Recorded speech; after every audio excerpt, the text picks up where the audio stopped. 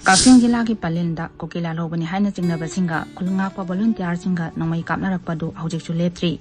Mui Amasire Kuntarum Chokle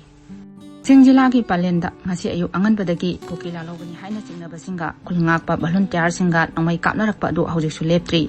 Namai Kapnabadu Ayu Anganbadagi Haurakibani Aikoi ki Kacching Paumi Namai Themba Besorna Police ke Pau Paladuna Hai Namai Kapnabagi Pau Hek Phangbaga Maike Kyadagi Lakpa Miyam Mafam Aduda Thomjinaraki Miyam adu Tankhainaba Hotnabada Assam Rifles na Jilla asigi Vijaipurda Tiyar Gas Cell Kap amadi Lathi Charge tawbada Mi kuntrarom hena aso apan nangle asokpasing adu ayambana Kacchinggi Jiban Hospital da pukatuna laikanari